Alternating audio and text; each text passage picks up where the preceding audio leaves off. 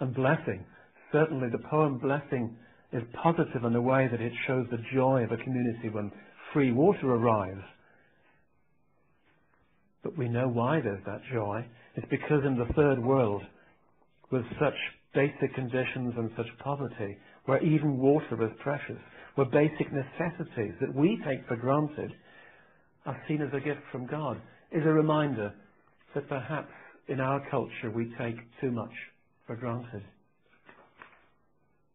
And in Two Scavengers in a Truck, Ferlinghetti, although depicting the glamour of the lives of the two people in the Mercedes, doesn't let us forget that in that same city, which looks so exciting and enticing, in that city which is the fulfillment of the American dream of success and glamour, an opportunity for those who want to grab it, there is an underclass.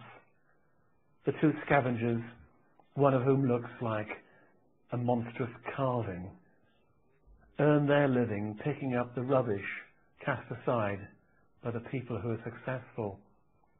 And it's a reminder, if we need it, and I don't think we do, but we may forget it, it's a reminder that wherever you see brightness and sophistication, behind it there's dirt, and somebody else has to live to clear the dirt so the place stays nice for the sophisticated people in their Mercedes.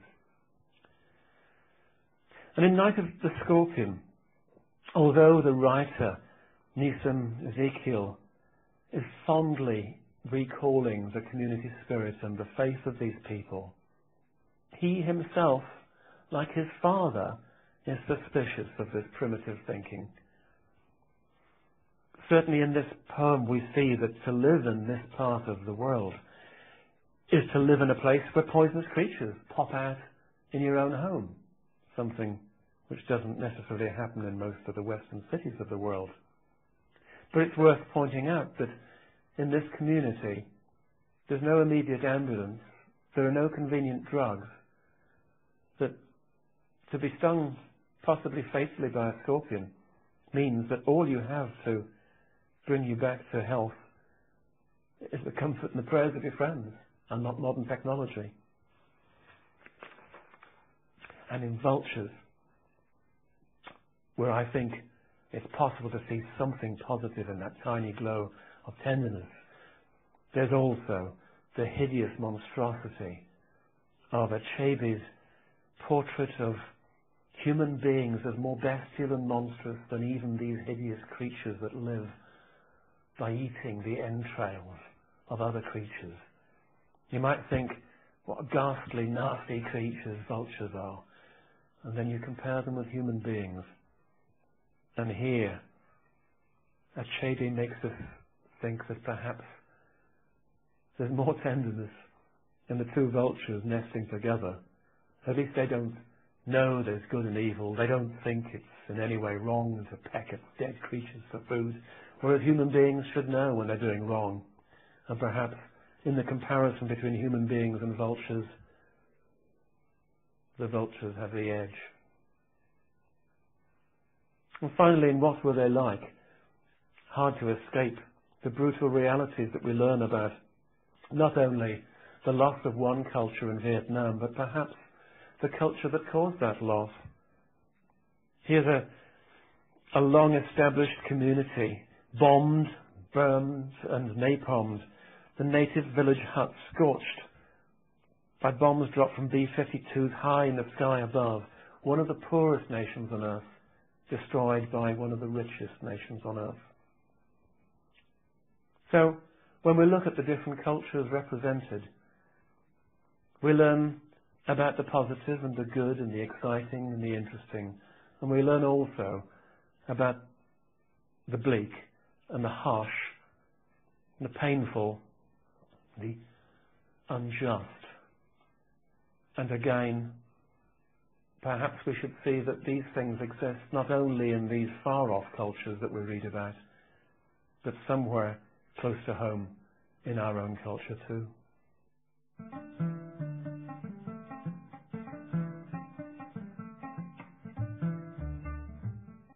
Another way examiners could think about writing questions about these poems, and so it's worth thinking about them in class yourselves, is not so much about what we learn about the cultures, but what we learn about the writers. And it's worth thinking here about what these poems reveal about the attitudes, the ideas, and the feelings of the writers who've chosen to give us these poems. If we look at Limbo, for example, you can see an affection for the kind of rhythm and the community of that sort of movement that he's incorporated. But you also sense a sort of sadness or an anger at the kind of experience which is associated with it. And it may well be that here's a writer whose purpose is perhaps to make us see that there's something more than the exotic in the lives he's describing. So perhaps it's a poem less to entertain us about this interesting cultural activity called limbo dancing, but as a way of using that to remind us of some rather more solemn things which lie behind it in that culture. So when we're looking at the author rather than at the poem, we're thinking about feelings, ideas and attitudes, but we're also thinking about purposes. What sort of purpose did the writer have in writing this poem? It's quite easy, I think, if you look at Nothing's Changed, because here there's a strong sense that what's been lost is sadly lost, because even though it was a shabby area, there was nothing glamorous about it, and probably many people would have found it uncomfortable to have lived there in the old days. He felt that at least it had community spirit about it. So he's angry about the loss of it, but he's just as angry about what's replaced it. So I think Nothing's Changed as a poem that wants to work on the reader to see injustice, to make the reader feel perhaps I too could pick up a stone and throw it where I see comfort offered but not for all, and something which is enticingly available from the street, but there's an invisible sign saying, not for everyone. In Island Man, Grace Nichols, I'm sure, is not only fond of the island that she remembers, but she is amusing, I think, about the effect on the man who wakes up in London with that memory in his head. She's spoken elsewhere on this tape about belonging to two different places. And she talks about the way in which we carry other parts of our lives still in our heads. So I think the purpose of Island Man is to make us smile, but also to make us think about the way that all of us, at some stage or another, escape from what's around us at this minute, on this day, and retreat it to some place in our heads. I often find myself in important but not very exciting meetings, flashing back. And for me, it's the sounds of the Lake District. It's the sound of wind over heather on the fells that work for me to make me feel I can escape from what's around me, just as it's the shore and the birds that work for the Island Man. And thinking more about how these poems show that one's identity is a matter of drawing from culture and sometimes from cultures, it's worth remembering that most of us don't come from just one culture. Most of us, I think, have 2, 3, possibly even 4 cultures that contribute to what we are. I know that I can think about the difference in my parents' background. I can think about the difference in the backgrounds of people I know. And I'm still talking about people within one country. And sometimes we find ourselves torn between 2 different cultures. We may be torn, for example, between the peer group culture that determines what sort of trainers we wear and what sort of logos we carry on our clothing, and the culture of perhaps our parents who talk about practicality and sensible shoes and value for money. And I think you see this in a poem like Two Scavengers. I think Ferlinghetti is drawn to the excitement and the pace and the glamour of San Francisco. But at the same time he feels that's exciting, he perhaps feels guilty that the same culture allows people a lifetime of working with rubbish to sustain themselves. So the poems, I think, are most interesting when they show somebody caught between two cultures, the rich and the poor, the haves and the have-nots. And I think you see this especially when somebody's pulled between two cultures, as you see in Scorpion. There's the culture of simple belief that religion will get rid of the poison of the scorpion. And then there's the educated skepticism of the author, and of the author's father too, who don't believe in all this primitive mumbo-jumbo. And there's something in that, I think, that is not to do with different cultures. It's not to do with over there and somewhere else.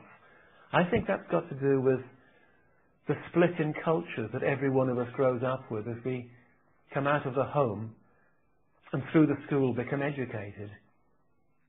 I know that, for example, once you have a wider view of the world, you begin to look at the simple rituals and conventions of your own family in a different way.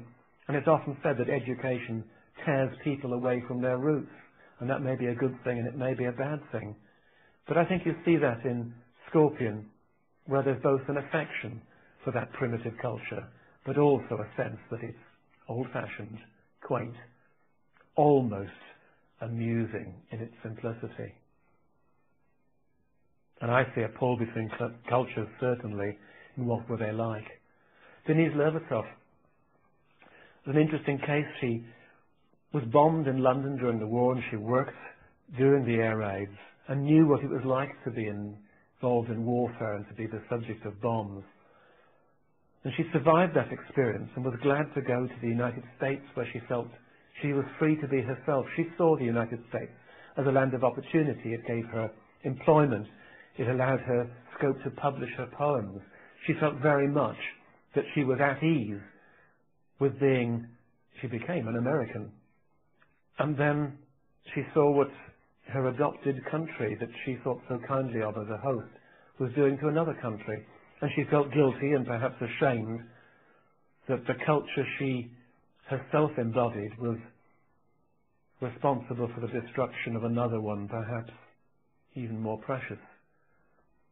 So she exposes in herself, in that poem, I think, an uneasy feeling that it's all right to be Westerners looking at things, but perhaps sometimes we should feel some guilt too. And certainly, there's no poem that I know that does as well as Vultures, what Vultures does. It makes us realize that whatever our culture, and that's irrespective of colour or religion or geography, climate or principal exports, imports or anything else, the culture of humanity, wherever it is dangerously complex and divided, and that evil and good are part of all of us. And each one of us, whether we like to think it or not, could be capable of evil. I know we'd all like to think that all of us would do the right thing under difficult circumstances, that if the building was on fire or the ferry was sinking in the harbour, we would do something brave and noble to help others. But I think Vultures is a poem that, although it says that an evil man may have some tenderness left and the camp Nazi commandant may buy sweets for his daughter after coming away from the gas chambers, it leaves us with a more disturbing thought, perhaps, that the evidence is greater, whatever our culture, sophisticated or primitive, educated, uneducated, Western or Eastern, that perhaps the dark side of humanity is stronger than the good side. So there are no answers in these poems, but they raise questions. And I think sometimes in responding to poems as part of your English study, it's worth saying what sort of questions they raise, and not always feeling that you have to have the answers.